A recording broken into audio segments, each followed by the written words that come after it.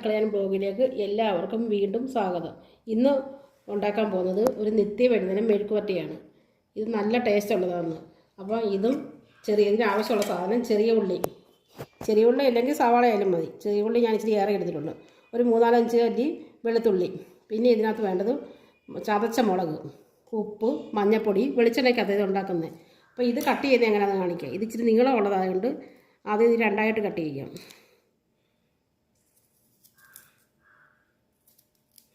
ഇതിങ്ങനെ ആക്കിയിട്ട്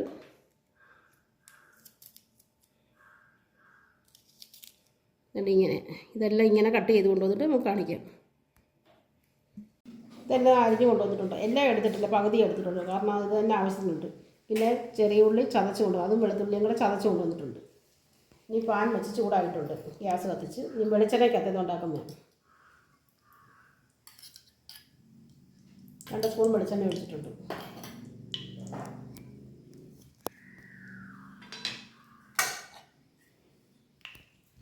അതിലോട്ട് ആദ്യം ആ ചെറിയ ഉള്ളി വെളുത്തുള്ളി കൂടെ ചതച്ച് കഴിക്കുന്നു.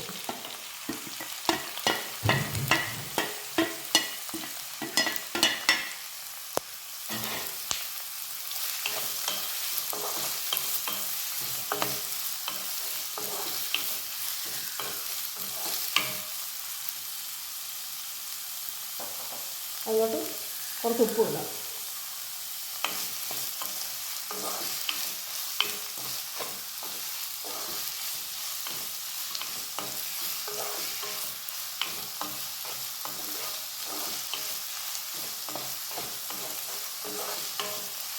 അതിലോട്ട് തന്നെ നമ്മൾ ഈ അരിഞ്ഞ് വെച്ചേക്കുന്ന അങ്ങോട്ടിടാം. നിത്യവഴുതന തോരൻ വെക്കാനും നല്ല, ഇതും ചെറിയ ഉള്ളിയും കൂടെ പിന്നെ തീയരി വെക്കാനും നല്ല ടേസ്റ്റാണ്.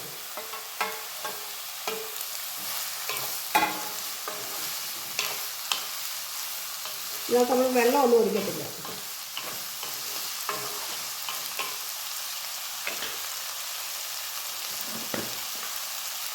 കാൽ ടീസ്പൂൺ മഞ്ഞൾപ്പൊടിയും കൂടി ചേർക്കാം.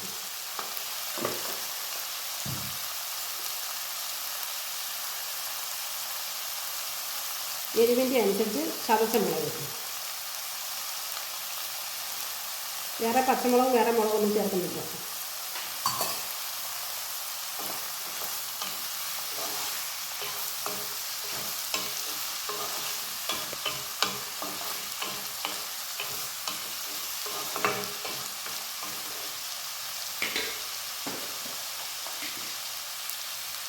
കുറച്ച് കറിവേപ്പില ഇട്ട് നമുക്ക് നടത്തി വെക്കാം.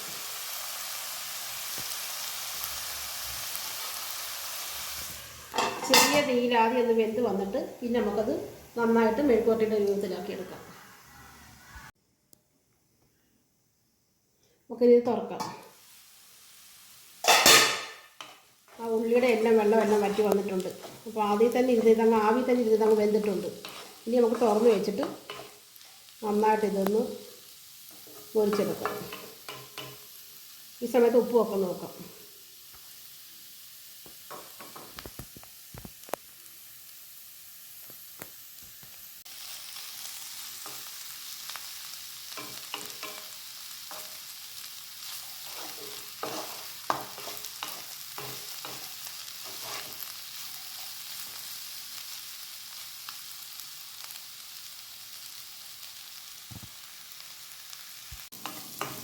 ഇത് റെഡി ആയിട്ടുണ്ട്.